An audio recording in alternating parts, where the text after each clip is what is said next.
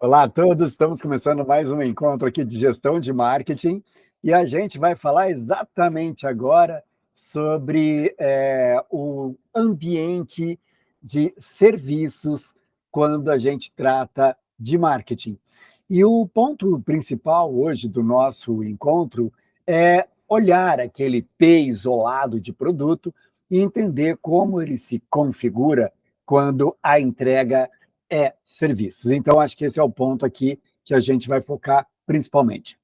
Olhando de uma forma bastante prática, quando a gente está falando de serviço, a gente tem que entender que existe uma composição bastante técnica quando se fala de produto. E esse é um ponto importante para entender que produto, o P de produto, ele não é nada mais, nada menos do que uma concentração do que se faz, do que se produz e como isso acontece. Então, nós temos, né, de uma forma bastante prática também, que dividir o P em o conjunto que ele pode ser ofertado em termos de bens, de ideias e de serviços. Olha, então, o marketing ele tem que se subdividir pensando como ele vai criar uma estratégia se o teu produto é apenas um bem tangível, imaginando, por exemplo, bem simples, bem básico, como um balde de plástico para ser usado em limpeza doméstica. Então, uma fábrica que vende produtos de plásticos como baldes, bacias, potes, ele tem um produto que é bem específico, que é um bem que ele é temporário, ele não é um bem permanente e que ele vai se extinguir daqui a algum tempo por desgaste, por uso, por decomposição da própria qualidade e adesão do plástico, e ele vai ter que ser reposto no mercado.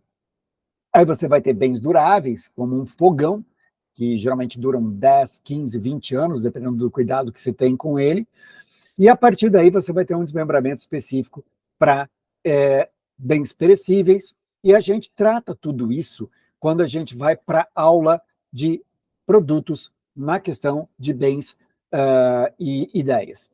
A gente vai falar também, com relação a produto, do aspecto de ideias, que são entregas mais subjetivas.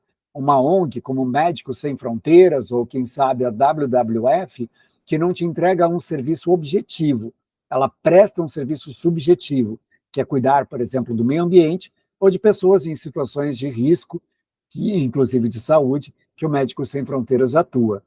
E você vai ter também serviços, e é o tema que eu vou tratar nesse conteúdo. E quando a gente fala de serviços, a gente está falando de uma enorme quantidade de coisas que não caberia e não daria tempo para citar na nossa aula. Mas pensem em passagem, saúde, educação, serviços de manutenção doméstica, manutenção de automóveis, entre outras tantas coisas. E esse é o ponto que a gente vai dançar por variáveis, por estratégias, que pode permitir que a gente conheça um pouco mais sobre tudo isso. Quando a gente trata dos P's de marketing, é bacana a gente saber que os nossos tradicionais 4 P's de marketing, eles se transformam em um pouco mais quando a gente está falando em serviço. Não, não é para imaginar que isso está correto ou está errado. É só para imaginar que dá para expandir um pouco mais as questões de estratégia quando a gente fala desses P's.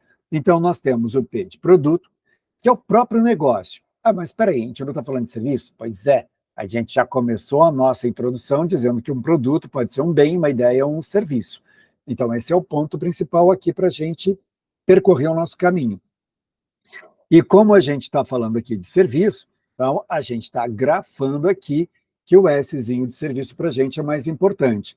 E lógico, né, que vai estar ligado a um P de persona, e a persona, aqui nesse caso, que é tanto importante para bens quanto para ideias, e é mais importante para serviços, porque no serviço, normalmente, nós temos uma alta interação do cliente na entrega. Então, se uma pessoa vai fazer uma manutenção doméstica na sua casa, consertar uma geladeira, uma máquina de lavar, o cliente está lá presente.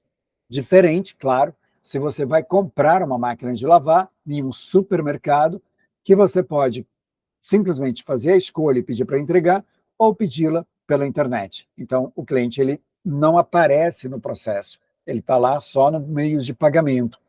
Falando um pouco mais, a gente tem a questão de preço e também de ponto de venda. Ponto de venda é muito importante porque é o local onde se faz o negócio, se realiza o consumo. E aí vem duas coisas fundamentais, que pode ser dentro da residência do paciente, num caso de saúde, ou de um cliente, no caso da manutenção doméstica, ou pode ser, inclusive, num local em que o cliente vai lá, ou um paciente vai lá, como um hospital ou até uma escola. Então, há uma relação aí, agora, se apropriar e fazer um conjunto aqui bem específico, que é juntar preço e ponto de venda, porque eles vão estar diretamente relacionados na questão de formação, do custo e também na segmentação. E isso vai estar também conectado com persona. Quer dizer, na verdade, quando a gente fala do mix de marketing, a gente está falando necessariamente das relações integradas de estratégia. Conectado a tudo isso vem como você vai comunicar isso com o mercado. E também como você vai estar garantindo que os prestadores de serviços, provedores de equipamentos, peças e serviços complementares auxiliem nesse processo, garantindo um processo de qualidade. Então, imaginando uma oficina mecânica que tem uma parceria com um guincho, então o guincho é um provedor, um meio de levar um automóvel para a oficina mecânica. E ele tem que ter exatamente essa construção. Oficina mecânica, um carro estragado, um guincho, fornecedores de peça, aí entra processos, ou seja, todo o mapeamento de processo para garantir a qualidade na prestação do serviço que vai ser feita para o cliente. E essa é uma perspectiva bastante objetiva na questão da entrega e da qualidade. E, finalmente, os profissionais envolvidos, porque sim, a gente está falando de profissionais e serviços. Não tem como evitar de você estar com uma pessoa tocando o ambiente de entrega ou a prestação desse serviço. Então, agora a gente já tem um mix mais complexo e, naturalmente, que o marketing não pode prescindir nesse mix que a gente está falando dos profissionais, dos processos, do provedor, da promoção, da praça ou do ponto de venda, da precificação adequada, do público que vai ser atendido e, enfim, do negócio em si, que é o produto. Então, a gente está falando de negócio, a gente está falando de produto. E agora a gente começa a aprofundar essa história do serviço.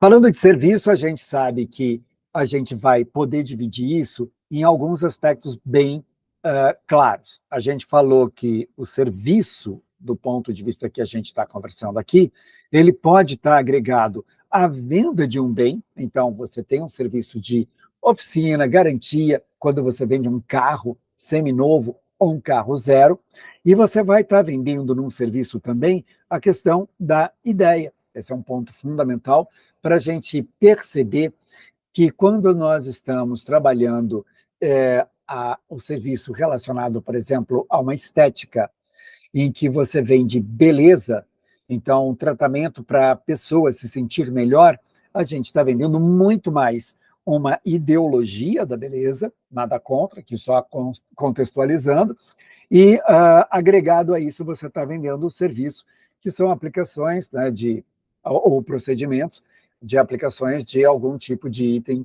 que vai afetar a estética da pessoa. Dentro dessa perspectiva, a gente sabe que tudo isso tem que estar muito conectado com um trinômiozinho de marketing muito importante, que é o trinômio de cliente. Então, é o RAI. O RAI, diferente do BIS, ele vai focar em qual é o nosso público-alvo. E esse é um ponto importante, porque falando de público-alvo, a gente tem que ter uma pessoa que tenha total interesse e vontade em consumir um produto, considerando que essa pessoa tenha o R, no caso aqui, que é renda, fazendo aqui um resumo bastante grande dessa personificação e segmentação, o A, que é de acesso, ou seja, ele tem que ter condições de conseguir chegar até lá, e o A ele se expande muito mais, e vai ter realmente uma aula que eu vou entrar em comportamento de consumidor e jornada de compra, que eu vou falar muito sobre esse A, que são os acessos físicos, acessos culturais, acessos legais a um determinado tipo de oferta. E, finalmente, o I, que é fundamental nesse processo, que é o interesse, que está muito relacionado a desejo, está muito relacionado à necessidade.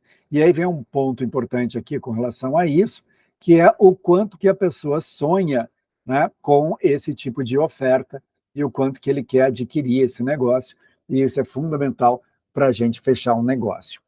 Tem outro trinômio? Tem um outro trinômio, e a gente vai falar bastante sobre esse trinômio aqui, que é um trinômio de características, vantagens e benefícios de um produto. Lembrando que o nosso produto, nessa aula, o foco é em serviço. Então, a gente está vendendo aqui para a pessoa o serviço. Como ele se caracteriza? E esse é um ponto importante. Qual a vantagem que ele tem em relação aos concorrentes? E qual o benefício, esse é um ponto bacana, que o cliente tem, porque a expectativa que ele está gerando, crescendo em cima disso. Então, esses são os itens essenciais para a gente estar pensando nessa questão. Todo serviço, ele pode estar entremeado de alguma tangibilidade. Tem alguns serviços que são muito puros, não entra nada tangível. Mas um aspecto importante é que você perceba que, se possível, entregar alguma tangibilidade, isso cria uma memória de uso do serviço.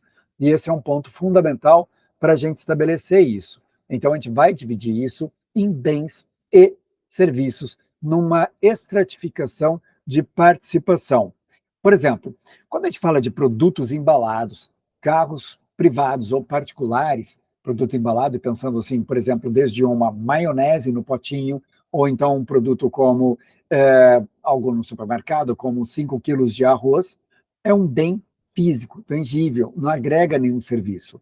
Um carro, você já vai começar a perceber que ele já integra algum serviço, seja de manutenção, uma garantia, um seguro, ou até mesmo algum acessório instalado. Nessa relação, a gente tem um serviço, por exemplo, de fast food, uma comida rápida, que ele é muito serviço, apesar da tangibilidade da comida. Alguém vai lá e prepara para você, dentro do que você pediu, dentro da escolha da sua escolha dentro do cardápio, e isso favorece a aquisição.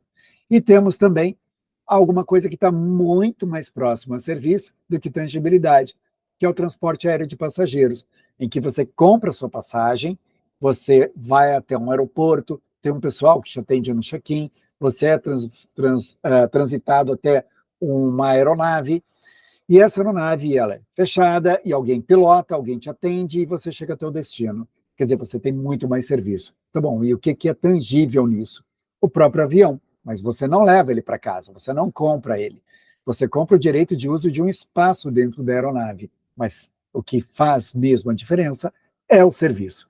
E, por último, para a gente chegar aqui no ponto final, um processo bastante serviço, bastante intangível, é a educação, em que, pensando agora assim, até para fortalecer esse vínculo de serviço, na educação em nível superior, ou até ensino médio, em que você vai até uma sala de aula, imaginando ela presencial, e ainda mais seria numa virtual, você vai até uma sala de aula, você tem uma certa tangibilidade, que é a sala, a carteira, de repente um ar-condicionado, um quadro branco, um projetor, e um professor, que professor tangível, né?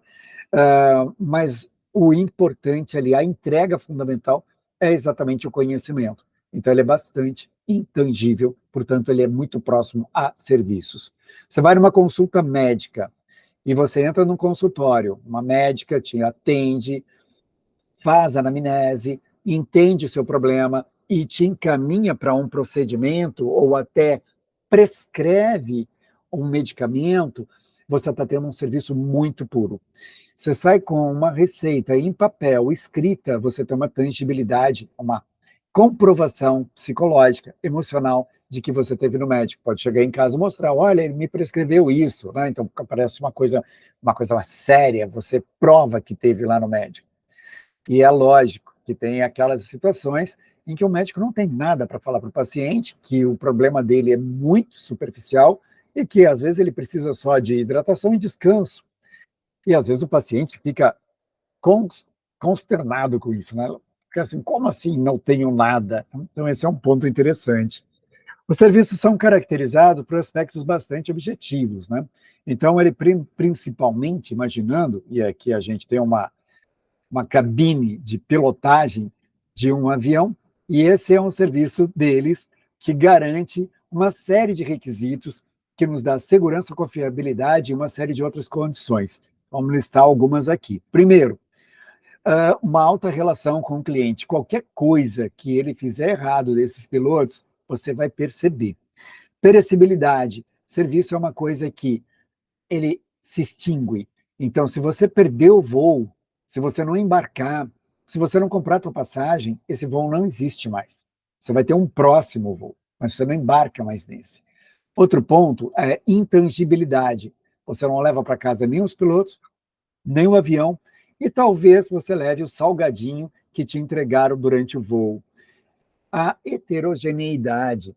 Essa é uma perspectiva de que raramente, apesar de que eu vou falar de qualidade depois, raramente você tem uniformidade.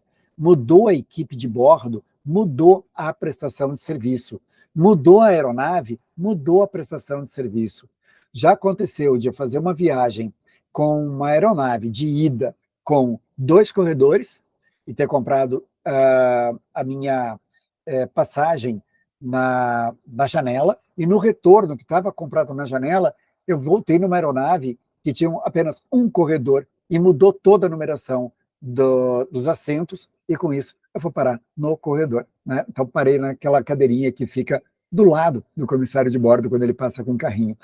E nenhum problema, a companhia aérea não teve que se retratar, não teve que compensar, porque não havia nada no contrato que garantisse o uso no caso eu não comprei, né? Eu escolhi, então não garantia nada que eu fosse na janela.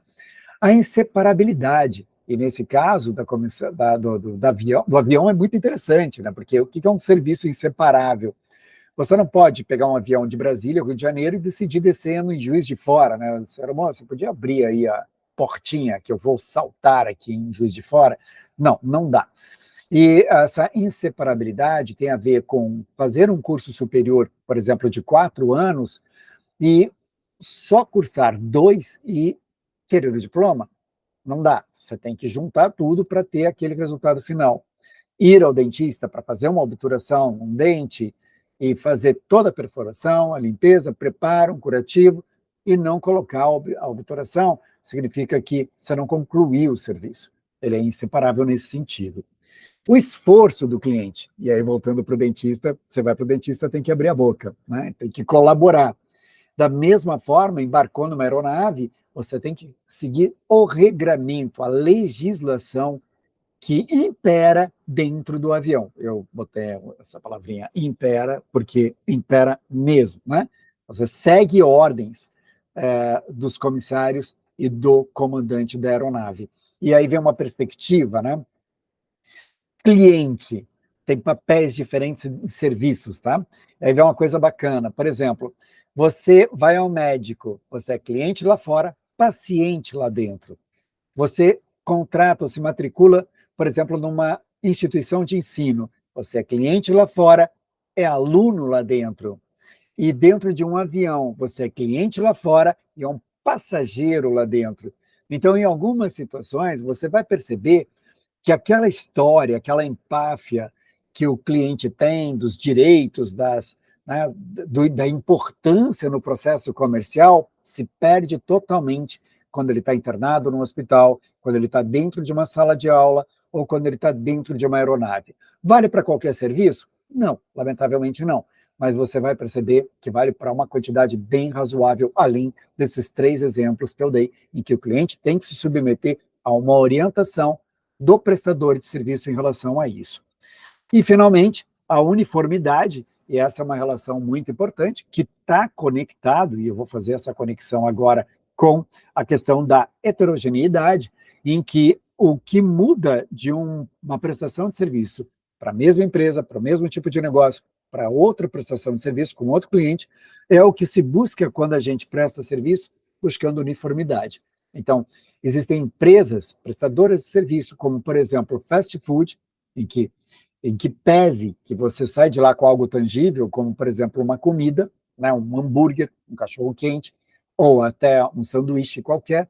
Nesse fast food, por exemplo, você vai perceber que o que mais pesa é o serviço, é fazer o alimento. E aí a uniformidade é muito importante. E aí você vai ter a questão da heterogeneidade, que vai bater muito forte nessas questões. Quando a gente para pensar na questão de serviços, o ato pessoas é muito importante.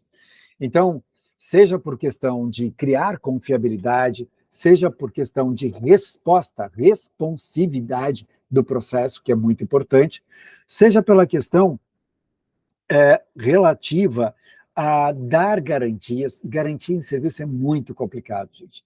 É muito difícil. Imagina dar garantias com relação a um voo aéreo, a prestação de serviço, a uma medicina, a uma questão de saúde, de ensino e outras coisas. Gerar empatia, e gerar empatia eu coloco, perdão, vamos voltar aqui, e gerar empatia eu coloco isso como um processo da altíssima interação cliente-prestador de serviço. É fundamental nisso, é muito importante.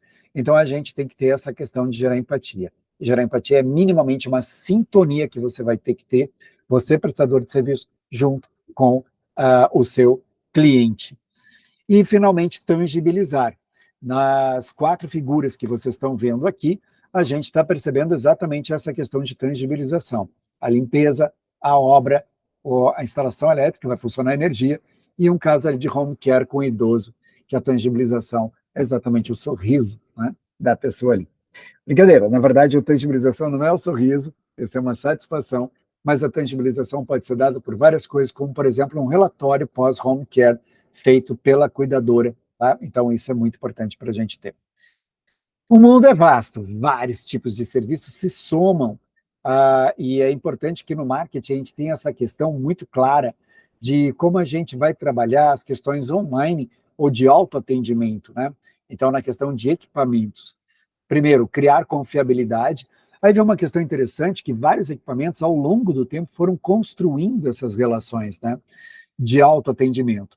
Eu até tenho a bordo de um avião, aí vocês estão vendo, uma tela de autosserviço para entretenimento. O equipamento tem que ter capacidade de resposta, o equipamento tem que dar garantias, autonomia de uso e a tangibilização que ele entrega também, porque quando você é um tomador de serviço e consegue usar ali o equipamento passa a ser o teu processo tangível que está sendo oferecido ali. Dentro desse ambiente todo, os serviços ele começa a ficar fortemente marcado por essa questão, a interação da pessoa com a posse do serviço, com a capacidade de decidir e atuar sobre isso e a necessidade de informação. Esse processo é um processo um pouco de jornada de compra e um processo um pouco de garantia, né, de tomar um serviço.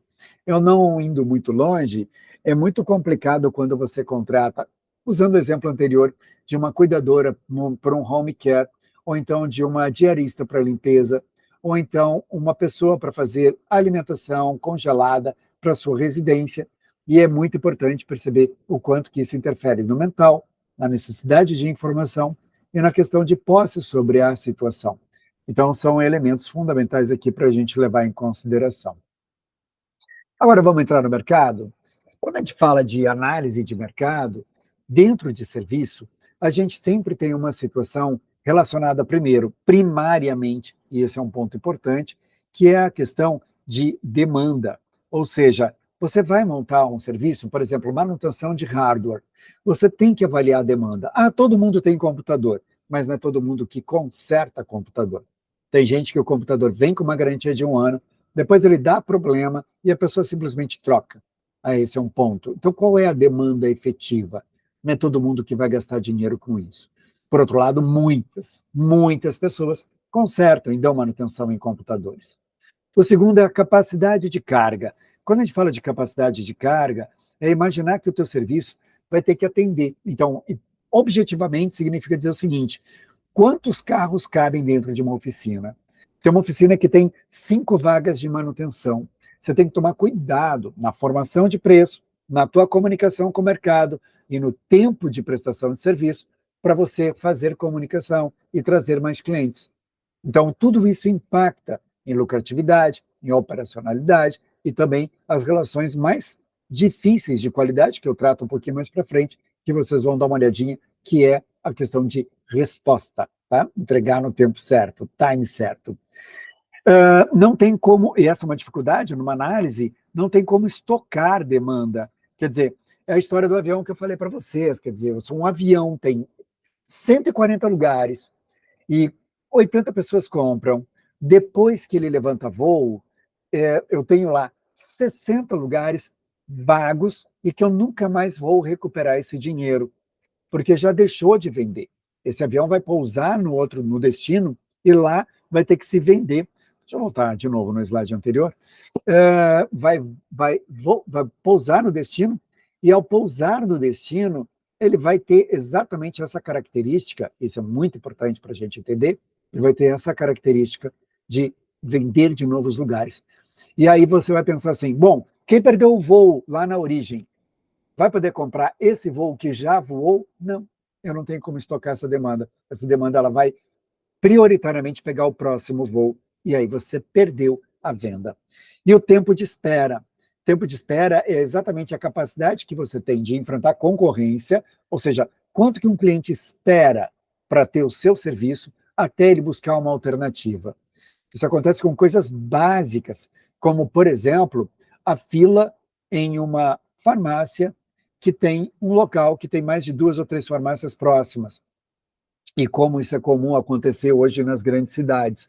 Então, se a pessoa entra numa farmácia, ela está muito cheia, naturalmente essa pessoa ela não vai esperar muito por conta disso. E aí vem uma questão de distribuição da concorrência, e quanto maior a intensidade da concorrência, maior a tua preocupação de gerenciar demanda, de você estimar bem a tua capacidade de carga de atendimento, e de como você vai atender a demanda, porque não tem como estocar demanda, e o tempo de espera para você não ter aquela atitude do cliente de procurar um outro fornecedor. Esses são pontos fundamentais aqui para a gente ter essa percepção objetiva. Numa característica muito mais fluida em relação a isso, nós temos a questão de aspectos relacionados a toda uma percepção de contratação. Aqui eu coloquei uma situação de um aspecto um pouco mais industrial, de uma construtora contratando serviços, né? Então, aqui a gente tem, por exemplo, aspectos de produtos de instalação. Então, o que é um produto de instalação? Produtos que possam ser colocados no lugar da obra e que possam ser operados durante um processo temporário. Então, você vai ter produtos de instalação, seja para a parte elétrica, a parte hidráulica, a parte de alvenaria. Então, isso vai estar com um tipo de tomada de decisão. E olhando do marketing, a gente vai estar pensando em como abordar o cliente, como vender esse serviço. Produtos de componentes, então está relacionado a produtos específicos, com aplicações específicas, como parafusos, porcas. Produtos de suprimentos de insumo, aí também de onde comprar e onde trazer, e isso tem até uma complementariedade aqui com relação a essas duas figuras, né? Ao comprar o cimento e fazer o cimento na obra, ou comprar o cimento pronto, direto de quem já produz, uma cimenteira, por exemplo, e finalmente a gente chega em serviços de suporte, que já seria a mão de obra que estaria executando o serviço. Esse exemplo aqui, esse slide, é muito mais para vocês perceberem que tem sempre dois lados, né, dessa relação. Um lado de alguém que está contratando o serviço, alguém que está oferecendo o serviço. Do nosso olhar nesse momento, a gente tem muita preocupação de quem está oferecendo o serviço. Como é que é a posição de marketing dele, que preocupação que ele tem que ter, onde está direcionado a questão da oferta dele em relação a isso. Dentro dessa perspectiva, pelo consumidor, na aula que eu trato de bens tangíveis, eu vou falar de outras perspectivas com relação a produtos de conveniência, produtos de compra comparada, produtos de função específica, de especialidade, e também produtos não procurados. e servem para serviço. Vou estar lá exemplificando isso para vocês, mas serve para serviço. Um produto, né, um serviço não procurado, por exemplo, é um serviço de funerária. O que é um não procurado? As pessoas não procuram até ter uma necessidade extrema. Isso é fundamental para a gente perceber que essa situação de necessidade extrema significa que, enquanto perdurar a não necessidade, qualquer comunicação que for feita, ela é efêmera, ou seja, ela não atinge você.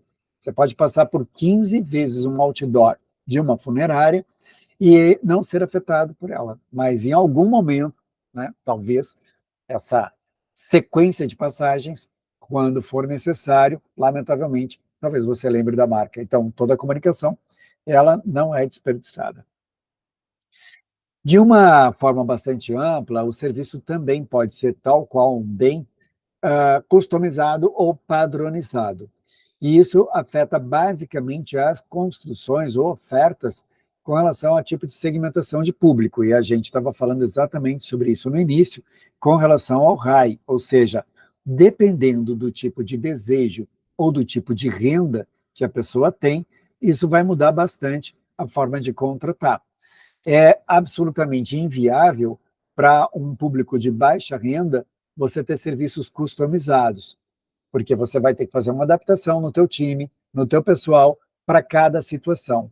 No entanto, quando você pega alta renda, você pode já ter margem suficiente para você precificar de uma forma um pouco mais agressiva e ter garantia dessa customização, ao contrário da padronização. Em precificação, a gente tem a questão da demanda, então preço tem a ver com quantidade, do custo do serviço prestado e, principalmente, né, do ponto de vista de extensão do serviço prestado, o tipo de mercado que você vai atuar, mercado é o conjunto de potenciais compradores do que você oferece, da conveniência do serviço, então, alguns serviços são extremamente convenientes em algumas situações, dá para explicar melhor, e do benefício que ele entrega. Naturalmente que essas palavras mais genéricas, mais amplas, elas podem nos remeter a uma série de questões, mas o que é importante aqui nessa história é a gente ter uma validação muito clara de como é que está o posicionamento do produto, quer dizer, no caso aqui, do serviço que você tem, e como você vai trabalhar essa questão. Então, o posicionamento, P aqui de posicionamento, ele vai ter as questões relacionadas à comparação com concorrentes, ao tipo de público-alvo que você vai ter, o quanto que o seu serviço ele está mais ou menos elaborado, e essas são as relações que vão ajudar na precificação. Então, você vai ter alteração de precificação ou para cima ou para baixo, dependendo, lógico, muito fortemente do volume de demanda. Quanto maior o volume, você pode precificar mais. Essa é uma questão muito relacionada à economia, ao teu custo. Então, se tiver um custo baixo, demanda pequena, você pode fazer preço acessível, ao tipo de mercado que você está trabalhando, ou seja, a qualificação do tipo de público que você está atingindo, a questão da conveniência, e aqui a gente não está falando de produtos de conveniência, mas do quanto que ele é conveniente para uma pessoa. Então, se você está vendendo, por exemplo, produtinhos de alimentação rápida, vou pegar um exemplo bem prático, numa rodoviária urbana, que tem mais 50 lojinhas vendendo a mesma coisa, ele é um produto de conveniência, mas não é uma coisa assim tão conveniente para uma pessoa que está chegando ali, porque a pessoa tem múltiplas possibilidades de resolver esse problema. Agora vamos tirar essa lojinha da rodoviária, vamos colocar num posto de combustível, numa rodovia, em que para um ônibus que está viajando há horas na rodovia, ele para no posto e tem aquelas coisinhas gostosas para comprar, isso é muito conveniente. Então, esse é um item de conveniência que chama atenção. E, naturalmente, que tem a questão do benefício, né? E a questão do benefício tem uma questão muito importante para a gente tratar aqui, que é a questão de o quanto que isso entrega o que, de fato, o cliente precisa. Né? Então, é mais ou menos nessa linha. A gente tinha falado sobre CVB no início dessa aula, Então, aqui está o nosso B aparecendo pela primeira vez, tá? Então, o produto tem uma característica, ele tem uma vantagem em relação aos concorrentes, mas de verdade, o cliente quer aquilo naquela hora. Voltando para o posto, na rodovia, se você tem lá um café com leite, naturalmente para quem gosta, né? Um café com leite gostoso, pode ser que o benefício seja absolutamente encantador, que vale a pena gastar, e o preço aí já muda bastante. Então, a questão de precificação, quando a gente fala aqui de serviços, são itens básicos aqui para olhar. Tem outras coisas? Sim. Na aula de precificação, que é uma aula mais genérica, vocês vão perceber a quantidade de itens, de variáveis internas da organização e de variáveis externas à organização na tomada de decisão de precificação, fica muito claro. Antes de falar de qualidade, é bacana a gente explorar algumas coisas relativas aos gaps de comunicação dentro da organização que afeta fortemente o serviço. Eu não vou me demorar muito nesse fluxograma, mas basicamente o que a gente tem aqui é exatamente uma questão muito associada a o que de verdade acontece entre a expectativa do serviço em relação ao consumidor e a percepção do serviço. Isso aqui é um que a gente chama de gap, ou seja, a gente tem uma diferença entre o que o consumidor esperava e o que ele encontrou. Vou aprofundar um pouquinho mais, mas agora eu vou abranger algumas coisas. A gente tem uma série de inputs na expectativa do consumidor, que vem pela comunicação interpessoal, pessoas que vão conversando com ele, as suas próprias necessidades e como ele pretende resolver essa necessidade. E eu vou puxar aqui de necessidade o I do RAI, renda, acesso e interesse, porque a necessidade que forma o interesse e a necessidade, perdão, e o interesse é formado entre necessidade e desejo. Eu preciso comprar, sei lá, uma camisa, mas você vai usar como? Onde? Por quê? Quanto que ela tem que ser bonita? Ou confortável? Esse é desejo.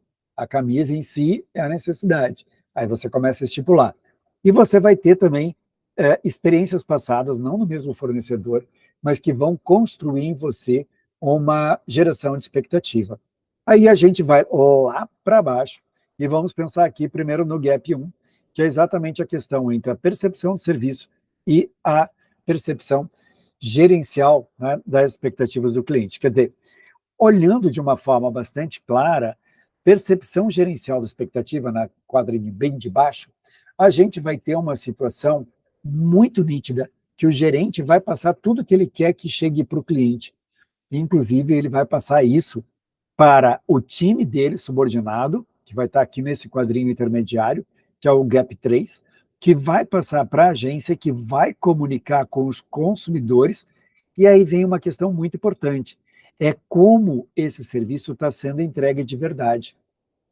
E aí vem as questões dos contatos anteriores e posteriores, que afeta drasticamente toda a estrutura de percepção.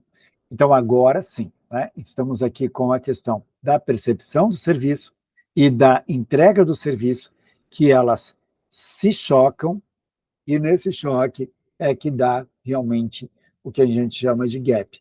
E aqui gera o que a gente vai ter, de uma forma ou de outra, uma carga de frustração. Nem sempre, tá?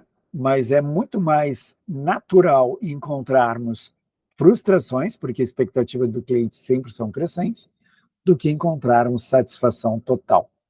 E esse é um ponto interessante.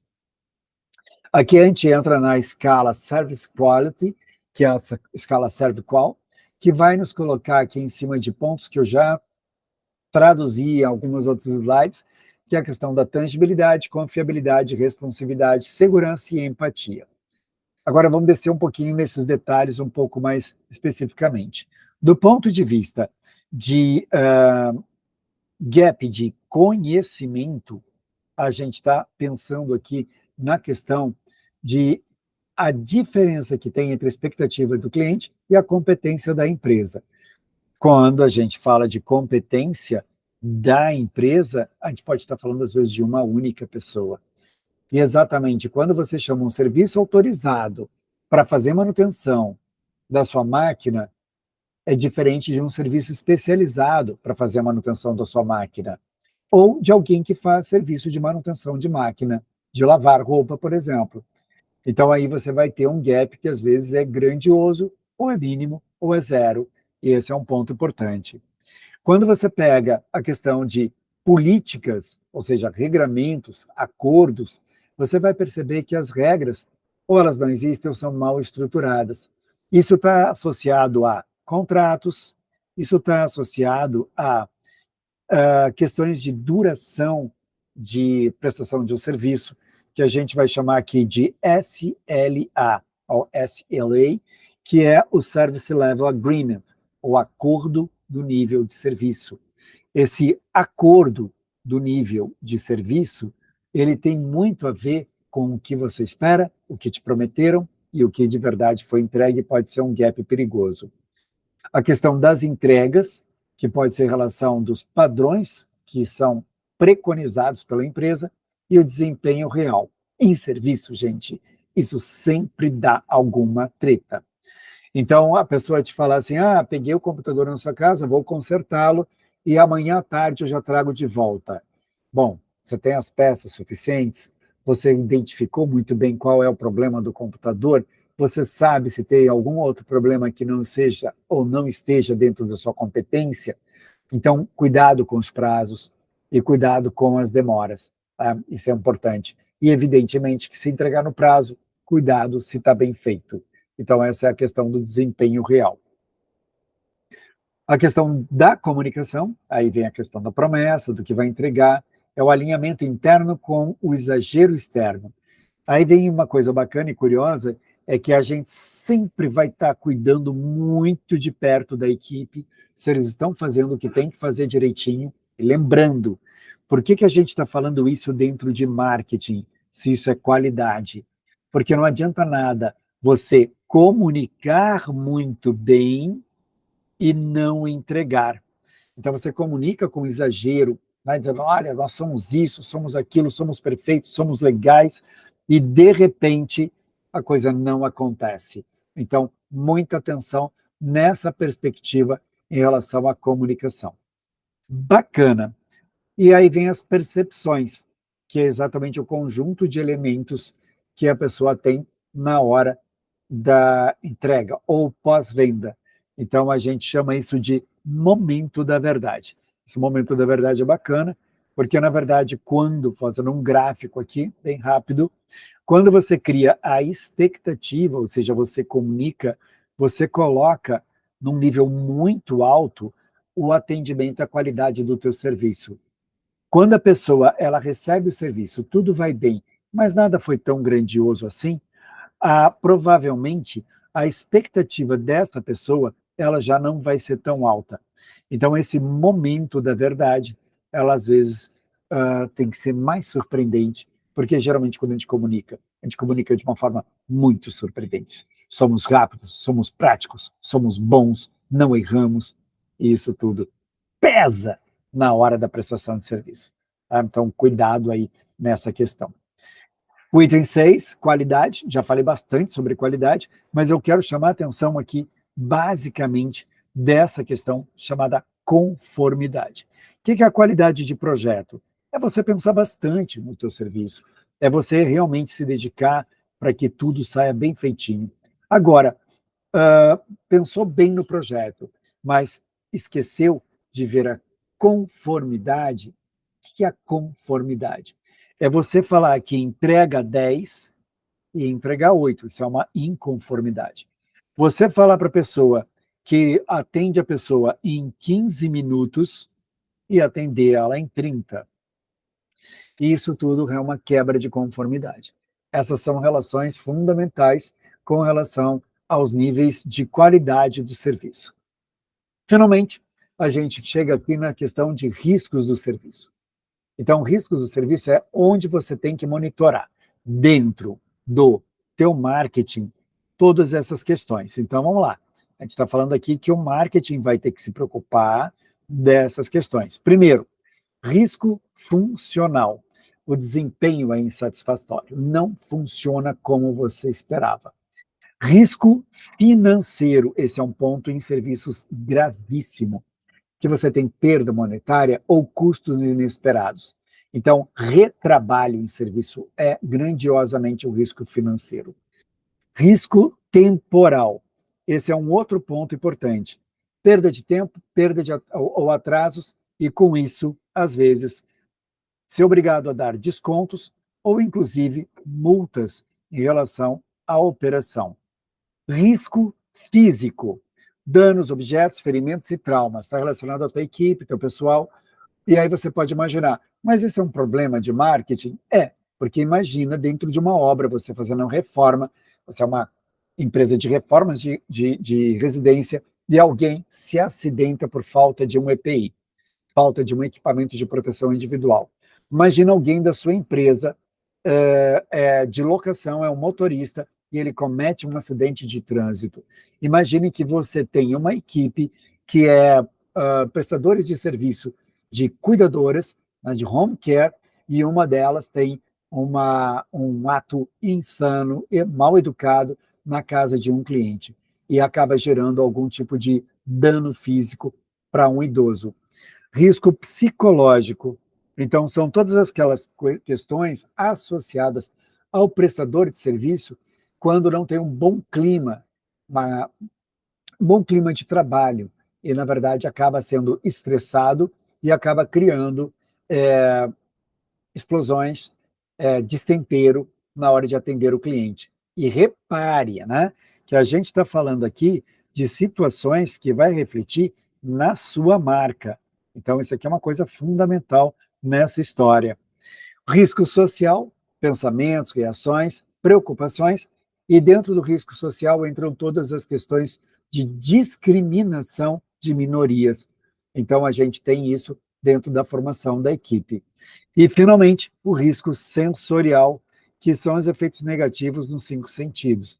E aí vem um ponto importante. Como é que a tua equipe tem que estar preparada nos riscos sensoriais? Existem danos auditivos, danos à voz, ou qualquer outra coisa que possa repercutir eventualmente na própria prestação de serviço. Então, esses são pontos importantes que a gente tem que ficar lembrando e atento na formação, na capacitação, no treinamento, na manutenção das pessoas e no desenvolvimento da equipe.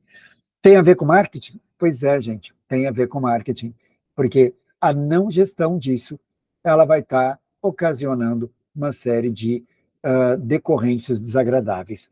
Então, nessa hora, o marketing tem que estar muito próximo da área de RH, recursos humanos, o marketing tem que estar muito próximo com a área de recursos financeiros para garantir volume financeiro adequado e gestão financeira adequada do processo. E com isso, o marketing consegue preservar o brand da empresa, ou seja, a marca da empresa. E esse é um ponto importante, porque é ela que vai garantir mindset, lembrança e mentalidade da empresa ser escolhida. Por isso, marketing de serviços, ele é um pouco mais complexo e um pouco mais agregado do que a gente imagina. Fechando aqui o nosso encontro de hoje, recomendo que deem uma olhadinha nas aulas de marketing para bens e ideias, e que também acompanhem todas as outras aulas que estão relacionadas à qualidade e à precificação, porque tem bastante conexão com esse conteúdo. Muito obrigado aí pela atenção de vocês, e acompanhem as outras aulas que são publicadas dentro do canal. Estamos encerrando aqui a nossa atividade com grande agradecimento. Até!